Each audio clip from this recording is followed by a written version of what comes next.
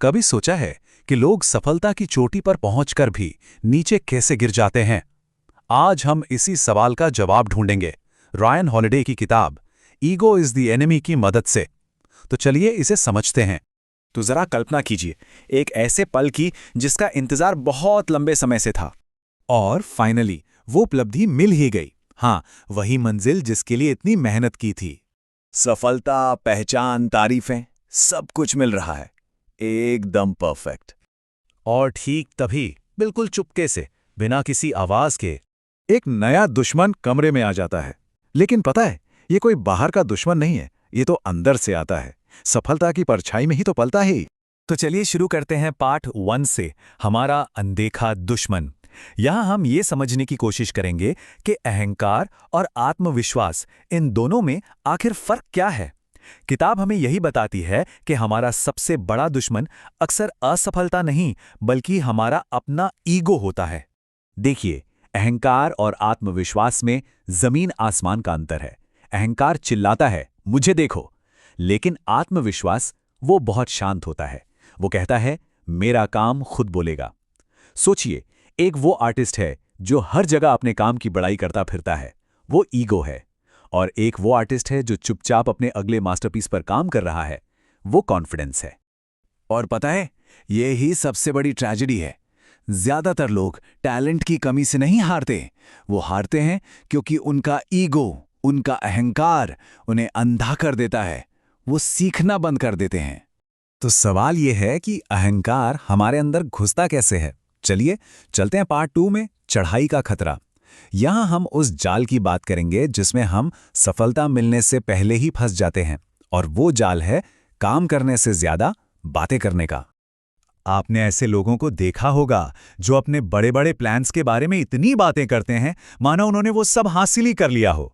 यही तो है ईगो का जाल। ये हमें काम करने से पहले ही जीत का झूठा एहसास करा देता है। लेकिन जो असल बिल्डर्स होते हैं ना, वो शांत रहते हैं। वो ऐलान नहीं करते, वो काम करते हैं। कम बातें, ज्यादा काम। उनकी कामयाबी ही उनका इंट्रोडक्शन होती है। पर तब क्या होता है जब आप वाकई सफल हो जाते हैं? मजे की बात यह है कि असली खतरा तो अब शुरू होता है। तो आता है पार्ट 3, शिखर पर खतरा। यहां हम देखेंगे कि कैसे सफलता ही सबसे बड़ी जिम्मेदारी बन जाती है। किताब में एक बहुत जबरदस्त लाइन है, जिस पल आपको ये लगने लगता है कि आपने सब कुछ सीख लिया है, समझ लीजिए उसी पल से आपका पतन शुरू हो गया है। ईगो का ये सबसे खतरनाक रूप है। तो फिर इसका इलाज क्या है? ह्यूमिलिटी, यानी विनम्रता।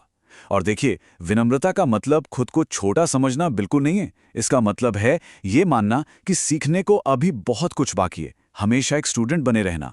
एक बात हमेशा याद रखनी चाहिए, सफलता से अहंकार को खुराक मिलती है। जब सब तारीफ करते हैं तो हम दूसरों की सुनना बंद कर देते हैं, सीखना बंद कर देते हैं। और अहंकार के घोड़े से गिरना हमेशा बहुत दर्दनाक होता है। तो सवाल ये उठता है कि अगर ईगो इतना खतरनाक है तो इससे लड़े कैसे? जवाब मिलता है पार्ट 4 में, महारत का अनुशासन। ये वो शांत ताकत है जो शोर शराबे पर हमेशा भारी पड़ती है। जरा अहंकार और अनुशासन की इस जंग को समझिए। ईगो को चाहिए शॉर्टकट और वाहवाही, लेकिन अनुशासन वो बस हर रोज अपना काम करता है।